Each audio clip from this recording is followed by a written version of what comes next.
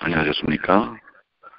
하나님의 귀하신 은혜가 이 시간 모든 분들과 함께 하시기를 간절히 축원합니다. 만나의 아침 새벽 기도로 시작하겠습니다. 하늘에 계시는 사랑이 많으신 아버지 하나님 감사합니다. 이 아침에도 허락하신 하나님의 생명을 통해 주님께 영광과 찬양을 돌리는 주님의 귀한 자녀들이 되게 하여 주시옵소서. 말씀을 통해 새로움을 깨닫고 저희의 삶의 원칙과 에너지를 얻게 하여 주시옵소서. 특별히 과정의 말씀을 통해 하나님의 귀한 말씀, 특별히 잠언의 말씀이 저희의 삶에 큰 유익이 될 수 있도록 도와주시옵소서. 우리 주님 예수님의 이름으로 간절히 기도드리옵나이다. 아멘. 오늘은 제12과 지혜로운 자들의 겸손입니다.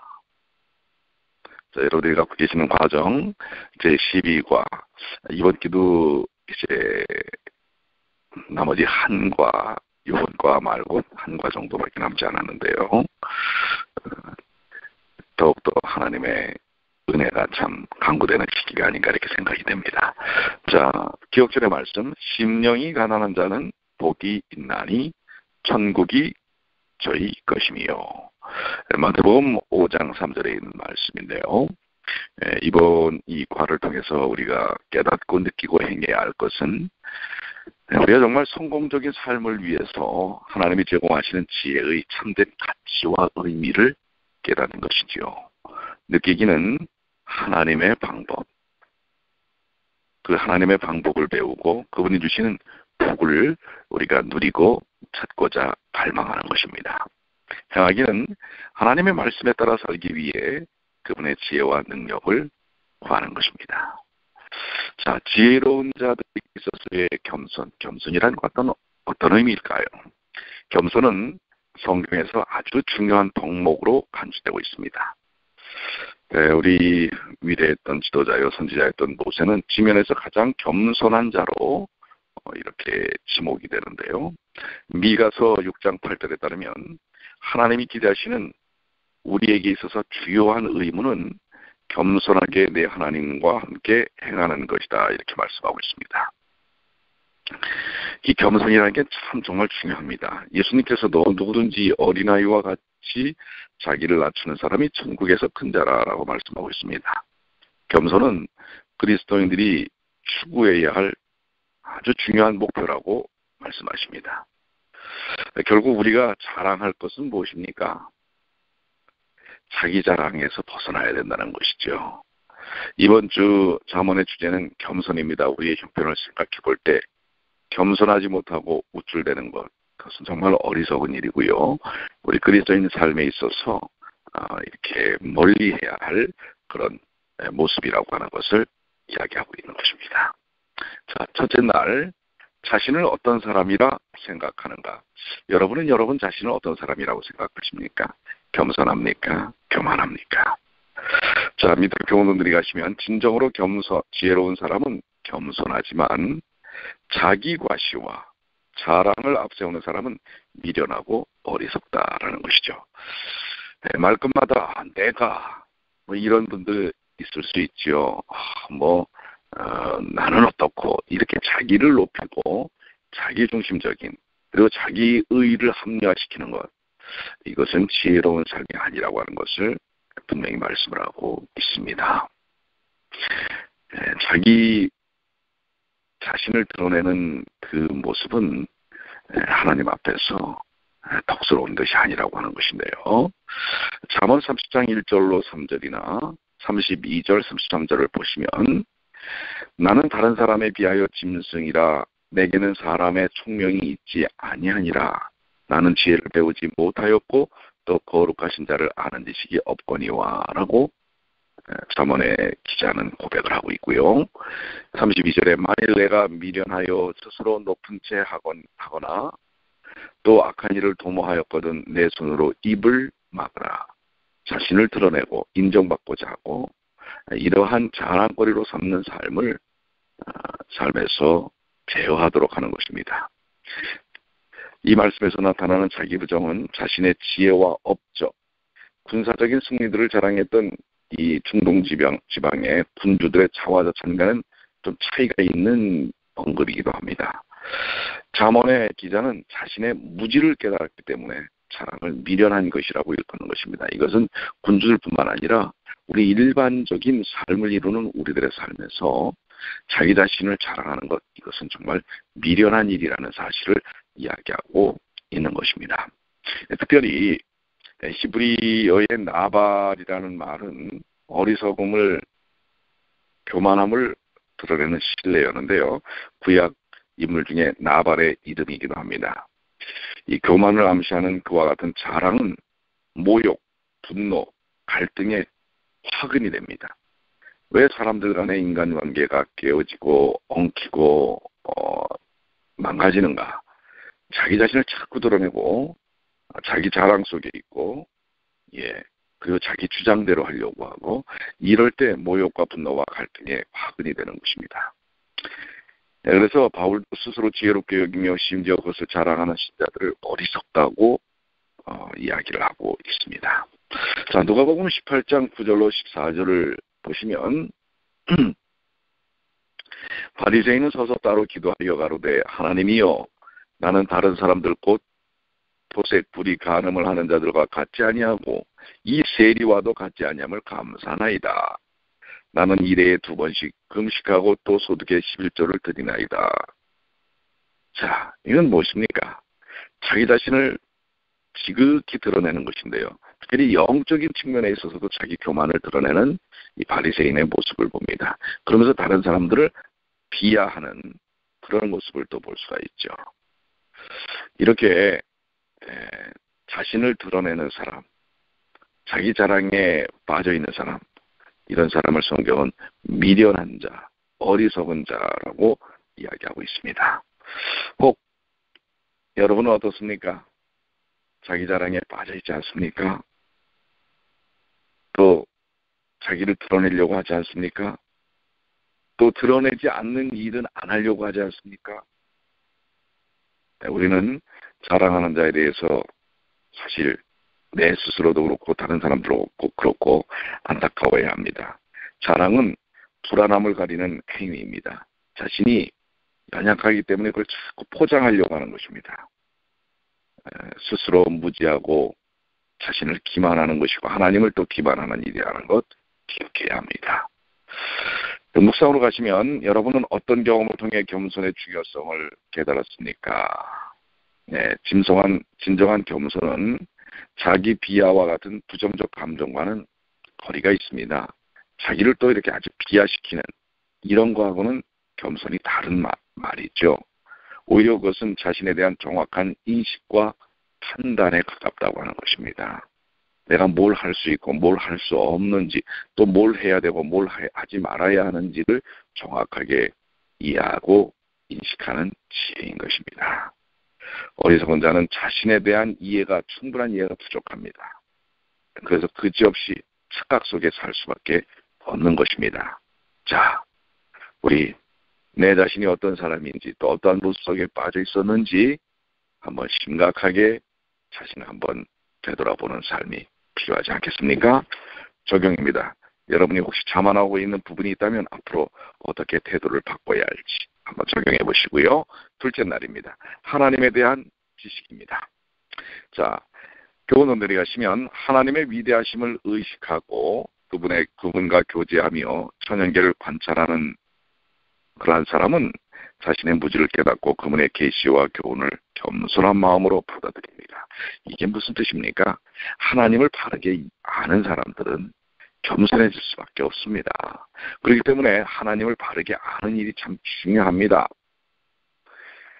교만한 마음은 하나님을 제대로 알지 못하기 때문에 나타나는 것입니다. 그러니까 여러분들 기억하십시오.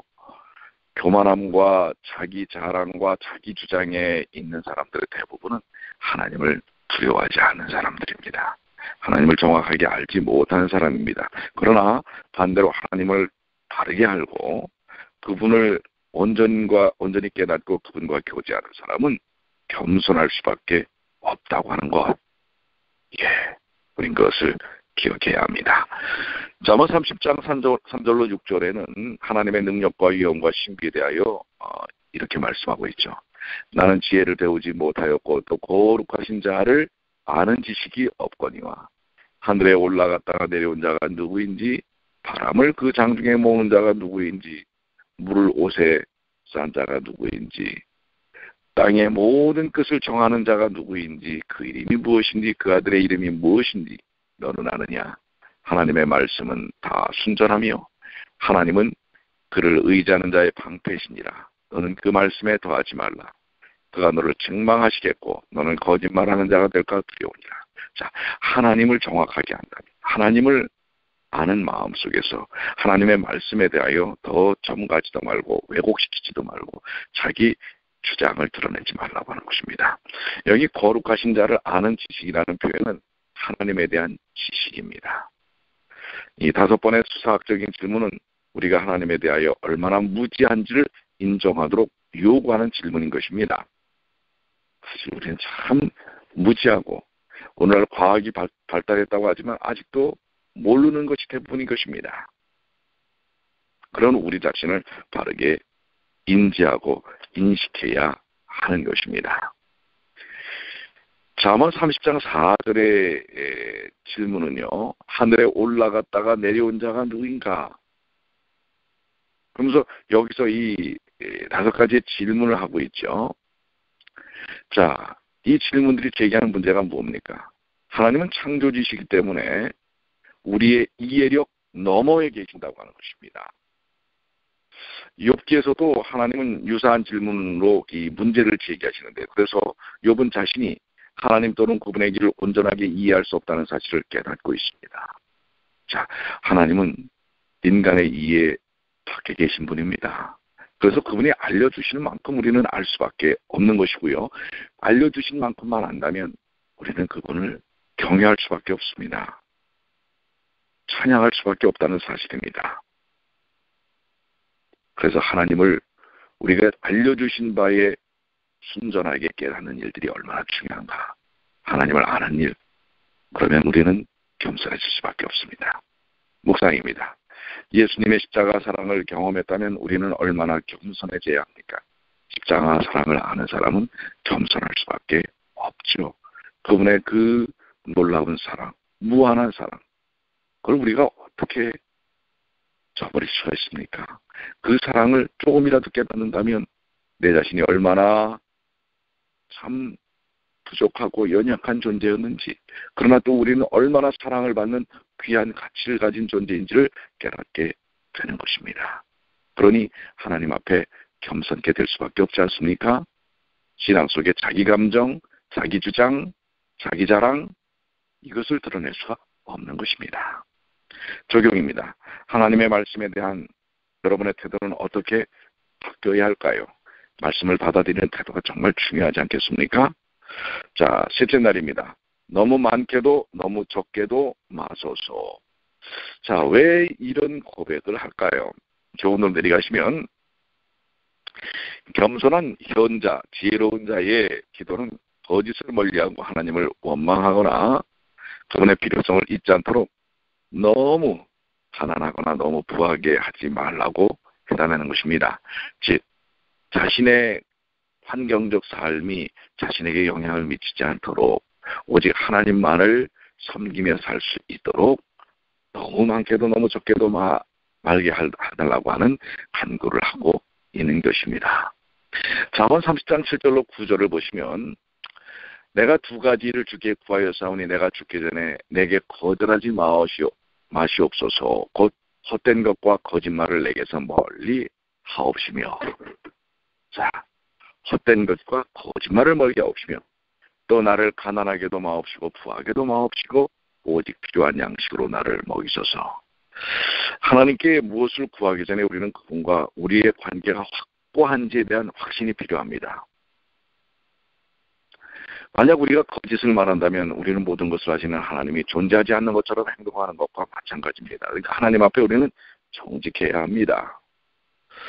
그 정직한 하나님과의 관계 속에서 우리의 소유가 너무 적으면 우리가 그것 때문에 또 시달리고 또 죄에 접근할 수가 있습니다. 물건을 훔치거나 하나님을 또 원망할지 모르는 것입니다. 반면 소유가 너무 많으면 하나님의 필요성을 또 못 느끼는 것입니다. 자신이 갖고 있는 것을 통해서 자신이 아주 대단한 사람이라고 착각하게 되는 것입니다. 심지어 그분의 존재를 부인할지도 모르기 때문에 너무 적게도 너무 많게도 하지 말게 해달라고 구하는 것입니다. 자, 이것은 이 두 가지 요청은 인간의 품성의 균형을 목표로 삼지 않고 그것들은 한 가지 목표, 즉 하나님의 영광 안에서 오직 하나님 중심적인 삶이 되도록 해달라고 하는 간구이죠. 여러분들, 우리도 이런 간구가 필요하지 않겠습니까? 너무 많게도 너무 적게도 너무 많은 것을 추구하면 하나님을 잊어버릴 가능성이 있고 너무 또 적은 삶이 되면 곤고하기 때문에 또 고달퍼서 하나님을 원망할 수가 있을 수 있다고 하는 것입니다. 오늘 우리의 삶이 그런 것들 때문에 유지되거나 또 영향받는 것이 아니라 오로지 하나님의 은혜 때문에 하나님의 주시는 그 축복 때문에 기뻐 사는 삶이 되어야 되지 않겠습니까? 자, 그것을 바라는 마음, 정직하고 겸손한 마음이 오늘 그리스도인의 마음이 되어야 할 것입니다. 묵상입니다. 여러분은 자신을 위해 무엇을 달라고 하나님께 기도하고 있습니까? 여러분은 어떤 기도를 하죠? 우리 주기도문에 우리에게 일용할 양식을 주옵시고 또 우리를 시험에 들게 하지 마옵소서 이렇게 기도하지 않습니까? 최소한의 필요를 통해 하나님의 영광을 드러내고 또 죄의 시험에 들지 않는 일을 통해 하나님의 의의를 드러내는 것. 이것이 오늘 우리가 간구해야 할 간구가 아니겠습니까? 적용입니다. 여러분이 기도할 때 더 이상 구하지 않아도 될 것과 반드시 구해야 할 것 무엇입니까? 지나친 인간의 욕구에 대한 욕망의 목표를 구하는 것. 이것을 우리가 버려야 할 것이고요. 그렇지 않습니까? 정녕 우리가 기도를 통해서 간구하고 구해야 할 것 무엇인지 오늘 말씀을 통해서 다시 한번 정리하시는 주님의 귀한 자녀들 되시길 바라고요. 넷째 날입니다. 거만한 자의 행동입니다. 자, 교훈을 내려가시면 거만한 정신에 물들어 부모를 멸시하고 자기의 의의를 주장하며 자신보다 못한 사람을 경멸하는 자들은 그들의 심각성을 알지 못하는 위험에 빠져 있다. 자, 이 겸손은 긍정적인 결과와 복을 가져다 주지만 반면 겸손의 부족, 거만함은 위태로운 결과를 가져다 줍니다.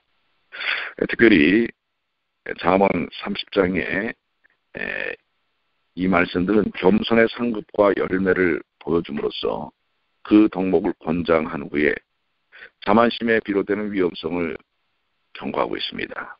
이 거만함과 자만심은 첫째, 부모를 저주한다고 하는 것입니다. 부모를 긍정하고 축복하는 것은 생명의 약속과 관련이 있는 유일한 계명이지요. 즉 생명의 시작, 생명의 근원이 어디 있는지를 설명하는 것입니다. 이를 어기는 죄에 대해서는 죽음으로 벌하도록 규정을 하고 있는데요. 자, 이 거만한 자는 자신의 삶의 근본을 잊어버리는 것입니다. 그래서 부모를 저주하거나 부모를 경홀히 여기는 것입니다. 그렇기 때문에 부모가 우리에게 나중에 재산을 많이 물려주고 이래서 부모를 섬기는 게 아닙니다. 부모는 이미 우리에게 생명을 전달한 소중한 생명의 근원인 것입니다. 그렇기 때문에 우리의 삶 속에서 이 부모에 대한 태도, 자세, 이것은 매우 중요한 것이죠. 그러나 거만한 자는 자기가 홀로 뚝 떨어져서 산출하는 것입니다. 그 다음에 자기의 의입니다. 자기의 의의를 드러내는 것입니다. 거만한 자의 행동은. 자신을 의롭게 여기는 죄인의 상태는 아주 심각합니다. 나는 옳고 내 생각은 맞고 나는 의롭고 이것은 정말 어떻게 보면 용서받는 데 있어서 죄의 고백이 그렇게 중요한데 용서받지 못할 수 있는 것입니다. 이게 성령을 거스리는 죄이기 때문에 그렇습니다. 그렇기 때문에 이 두 가지 거만한 자의 행동의 특징, 부모를 저주하고 생명의 근원에 대한, 그 다음에 자기의 의의를 드러내는 것, 이것은 그야말로 나중에 심판 속에 나타날 수밖에 없는 요소라고 하는 것. 우리는 정말 심각하게 이 문제들을 접근해봐야 할 것입니다. 하나님께서 가장 큰 죄로 여기시는 것 두 가지가 바로 이것이죠. 생명의 근원인 부모와 또 자신을 의로 여기는 자기 의의를 드러내는 그러한 모습이라고 하는 사실을 우리는 기억해야 합니다. 이러한 거만한 자의 행동에서 우리는 벗어나야 할 것입니다. 묵상인데요. 여러분이 부모와 형제 그리고 다른 사람을 대하는 태도에 대하여 예수님은 어떻게 보실까요? 자, 이 부모와 관계되는 것, 다른 사람에 관한 것, 그래서 자기보다 연약한 사람을 멸시하는 것, 이것은 정말 아주 심각한 죄라고 하는 것 우리가 다시 한번 기억해야 합니다. 자, 적용입니다. 여러분이 다른 사람에게 거만한 태도를 보이지 않도록 특별히 조심해야 할 경우는 언제입니까? 자, 여러분들 안식일 날 다른 사람하고 정말 따뜻하게 인사하십니까? 이 거만한 사람들은요, 인사도 제대로 잘 안 합니다. 한번 이 문제를 이번 안식일 날 여러분들 아주 좀 심각하게 한번 다뤄보시길 바랍니다. 거만한 자의 행동에서 나타날 수 있는 요소들이 어떤 것들인가? 인사 잘하지 않는 것, 인사 잘 받지 않는 것, 그리고 자기 주장하는 것, 남 비판하는 것, 불평불만하는 것, 이런 건 사실 다 뭐예요? 거만한 행동에서부터 나오는 것이지요. 이런 부분에 대해서 서로 좀 토의를 좀 한번 하시면 좋을 거라고 생각이 됩니다. 다섯째 날입니다. 천연계에서 얻는 교훈인데요. 자, 지혜로운 사람은 자신의 무지를 인정하고 아무리 하찮은 사물일지라도 하나님의 피조물로부터 창조세계의 신비와 위대함을 깨닫는다고 하는 것입니다. 자, 여기 잠언 30장 18절로 19절을 보시면 내가 심히 기이 여기고도 깨닫지 못하는 것 서너시 있나니 곧 공중에 날아다니는 독수리의 자치와 반석 위로 기어다니는 뱀의 자치와 바다로 지나다니는 배의 자치와 남자가 여자와 함께한 자치며, 사실 우리가 오늘날 과학이 발달한 이 현대의 세상에서도 이러한 신비한 것들이 얼마나 많은지 모릅니다. 우리는 생명의 심오함과 장엄함에 대해서 그 고마움을 잊지 말아야 합니다. 아주 작은 것, 예를 들어서 이 벌의 눈 같은 것, 이 레이더 같이 되어 있지 않습니까? 이것은 어떻게 보면 사람들이 요즘 한국에서 이슈로 되고 있는 게 사드라고 하는 것입니다. 사드. 이것은 뭐냐면 북한에서 쏘는 미사일을 이렇게 레이더에 딱 잡아서 요격해서 이 땅에 떨어지기 전에 파괴해버리는 것입니다. 그런데 이것 때문에 지금 중국하고 또 미국하고 상당히 지금 한국에 그것을 놓을 것이냐 말 것이냐, 이것 때문에 상당히 지금 다투고 있는 그런 저건데요. 한국 정부는 어디다가 이렇게 좀 더 손을 들어야 경제적 이익과 국익에 더 효과가 있는가, 뭐 이런 것들 때문에 또 이렇게 생각이 왔다 갔다 하고 있습니다. 자, 그런데 이건 보세요. 바로 이런 어떤 물체가 날아올 때 그것을 딱 이렇게 감지하는 것, 이거 최첨단입니다.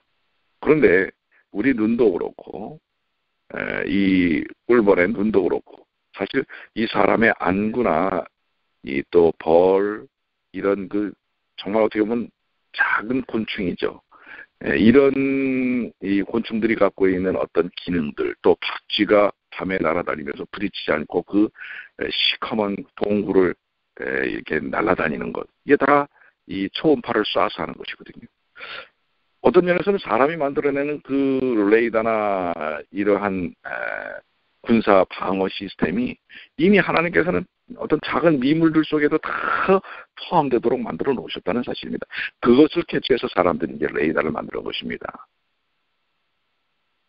아직도 이 세상에 널려있는 천연계 가운데서의 그 수많은 것들, 아주 작은 미물에게서부터 나타난 것까지라도 그것을 인간이 따라가기가 어려운 것입니다. 창조주의 능력과 섭리라는 사실입니다. 천연계를 보면 아주 작은 들풀서부터 우리 신묘막측한 사람의 모든 인체까지 하나님의 위대하심과 광대하심, 능력 있으심을 고백하지 않을 수밖에 없는 것입니다. 우주는 어떻습니까? 기껏해야 우리 지금 사람이 달까지 밖에 가지 못하지 않았습니까? 저 수많은 별들, 밤하늘의 저 별들, 그 각자 그것이 운행 궤도를 통해서 움직이지 않습니까? 우리 태양계만 해도 그렇습니다. 지구가 태양에 조금 더 가깝거나 멀면 우리는 이렇게 살 수가 없습니다. 다 타 죽거나 얼어 죽습니다. 가장 적절한 그런 수도 또 뭐예요? 지구가 자전하는 일을 통해서 우리의 삶에 적절한, 만약에 낮밤이 없다면 여러분들 다 병들어 죽습니다. 이러한 그 신묘한 하나님의 창조적 역사들, 우리는 그 가운데서 우리 자신의 겸손함을 드러낼 수밖에 없습니다. 내가 얼마나 잘났기에 먹고 사는 것이 내 덕이라고 착각하고 사는 것입니까?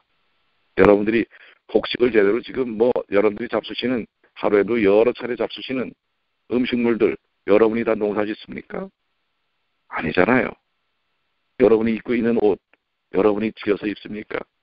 그것을 위하여 만들어진 섬유들 하나님께서 공급하시지 않는다면, 요즘 아시지 않습니까? 물이 제대로 공급되지 않고 전기가 제대로 공급되지 않는다면 우리는 정말 하찮은 존재로 전락할 수밖에 없는 것입니다. 우리는 하나님 앞에 겸손할 필요가 있습니다. 내가 뭔가를 해서 내 가정이 잘 이루어지는 것이라고 생각하고 내 교회가 뭔가 움직여지는 것이라고 생각하는 건 착각입니다. 하나님의 능력과 손길 속에서만 그 모든 것이 유지되고 이루어지는 것, 우리는 기억해야 할 것입니다. 묵상입니다. 천연계의 크고 작은 피조물을 통해 우리는 창조주의 지혜에 대해 무엇을 느낍니까? 자, 잠시 여러분들 무엇을 느끼셨습니까? 우리가 드러낼 게 무엇일까요? 적용입니다. 여러분이 천연계로부터 깨달은 교훈을 어떻게 다른 사람들과 나눌 수 있을까요? 그러니까 여러분들이 삶에 뭔가 주관자라고 착각하지 마세요. 어떤 그룹에서 여러분들이 뭔가 이 조종자라는 착각을 버려야 합니다. 특별히 교회에서는 그렇습니다. 가정에서도 그렇고요. 그 모든 것을 주관하고 주도하시는 분은 하나님이십니다. 그렇기 때문에 우리는 뭔가 내 의견이 있기에, 내 주장이 있기에, 내 자랑을 앞서기에 먼저 겸손하게 하나님의 뜻이 무엇이고 피자 함께하는 소중한 우리 이웃들과 어떻게 협력하며 살아야 할지 우리는 생각해야 합니다. 이번 이 귀한 공과의 말씀을 통해서 지혜로운 자들의 겸손이 우리 그리스도인에게서 얼마나 중요한 덕목인지 다시 한번 깨닫는 귀한 시간 되시길 바라고요. 결론입니다. 잠언 30장은 창조주의 청사진에 기초한 삶의 방식과 그 결과로 얻을 수 있는 복을 제시하였습니다. 하늘에 이르기 전이지만 창조주와 교제하는 삶이야말로 겸손해야, 정직해야 하나님과 교제할 수 있다는 것이죠. 가장 훌륭한 삶이라는 사실을 우리에게 상기시키고 있습니다. 여러분들, 교만한 사람에게 하나님의 역사를 기대하기 어렵습니다. 자기 자랑 속에, 자기 의 속에, 자기 주장 속에 빠져 있으면 하나님을 볼 수 없습니다. 자, 이 공과의 말씀을 통해서 우리 자신을 하나님께 겸손히 내려놓는 주님의 귀한 자녀들이 되시기를 간절히 축원합니다. 기도하시겠습니다. 아버지 하나님, 주신 말씀 감사합니다. 그리스도인에게서 정말 필요한 덕목이 겸손이라는 사실을 깨닫게 해주셔서 감사합니다. 오늘 이 겸손을 저버리는 행동들을 우리가 너무나 많이 합니다. 아버지 용서하여 주시고 자기 자랑, 자기 주장, 자기 의, 거만함, 남을 멸시하고 경멸하는 것, 인사 제대로 하지 않는 것, 인사 제대로 받지 않는 것, 이 모든 죄에서부터 벗어날 수 있도록 도와주시옵소서. 우리 주께서 함께해 주심을 믿고 감사드리며